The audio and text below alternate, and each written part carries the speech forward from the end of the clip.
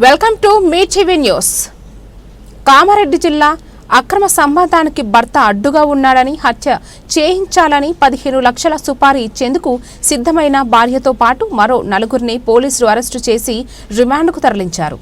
ఇందుకు సంబంధించిన వివరాలను కామారెడ్డి జిల్లా ఎస్పీ రాజేష్ చంద్ర ఏర్పాటు చేసిన మీడియా సమావేశంలో వివరాలను వెల్లడించారు. దీంతో కేసు నమోదు చేసుకుని దర్యాప్తు చేపట్టిన పోలీసులు సీసీ కెమెరా ఆధారంగా నిందితులను గుర్తించి విచారించగా భార్య రేణుకనే కుమారుని హత్య చేయించేందుకు పథకం వేసుకున్నట్లు ఒప్పుకుంది. అలాగే రేణుకతో పాటు కాంపల్లి మహేష్, అస్వాక్, ముబిన్, అమీర్లను పోలీసులు అరెస్టు చేసి రిమాండ్కు తరలించారు. వారి వద్ద నుంచి ఒక కారు, ఒక ఆటో, గొడ్డలి, 2 బైకులు, 4 సెల్ ఫోన్లు స్వాధీనం చేసుకున్నారు.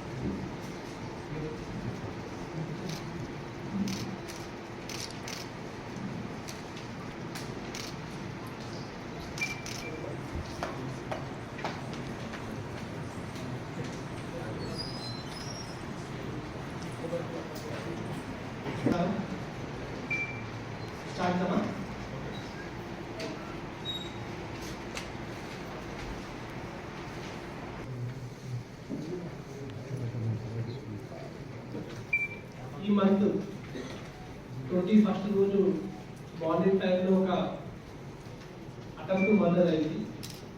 ఆ అటెంప్ట్ ఇన్సిడెంట్ సంబంధించి విక్టిమ్ గాయాలతో ఉన్నప్పుడు మనకి ఇన్ఫర్మేషన్ రావడంతో ఇమీడియట్గా తను హాస్పిటల్ షిఫ్ట్ చేస్తే తను ఇప్పుడు హాస్పిటల్ ట్రీట్మెంట్లో ఉన్నాడు. వివరాలకు వెళ్తే ఆ హస్బెండ్ ఆ రోజు పొద్దున 6 గంటలకు అతను జూనియర్ అసిస్టెంట్గా పనిచేస్తూ ఉన్నాడు మెదక్ జిల్లాలో మున్సిపల్ డిపార్ట్మెంట్. ఆ పర్సన్ మార్నింగ్ డ్యూటీకి వెళ్తున్నప్పుడు అతని మీద అటాక్ అయింది. కొంతమంది వ్యక్తులు కారు, ఆటోలో ఉంచి అతని వెహికల్ అడగించి అతన్ని అంత దారుణంగా కొట్టి చంపే ప్రయత్నం చేశారు. లక్కీలీ ఆ సమయంలో ఆ రోడ్డు గుండా ఒక వెహికల్ వెళ్ళడంతో ఆ వెహికల్ వాళ్ళు అక్కడ ఆఫీస్ వెళ్ళడంతో అక్యూజ్ అందరూ కూడా అక్కడ నుంచి పారిపోవడం జరిగింది. ఇన్ఫర్మేషన్ తెలుసుకున్న పోలీస్ టీమ్ సీసీ కెమెరాస్ మొత్తం కూడా వెరిఫై చేసి ఆ అక్యూజ్ని ఐడెంటిఫై చేసి పట్టుకోవడం జరిగింది. అండ్ దాంట్లో main reason illegal affair between accuse, one of the accuse Manish and ఎవరైతే ఇప్పుడు గాయాలతో హాస్పిటల్లో ఉన్నాడో అతని వైఫ్ మెయిన్ ఇందులో అక్యూజ్లో ఉన్నట్టుగా మనకు తెలిసింది. సో ఆ లేడీకి అక్యూజ్ మహేష్కి గత 4 సంవత్సరాలుగా ఒక ఇల్లీగల్ అఫేర్ ఉంది.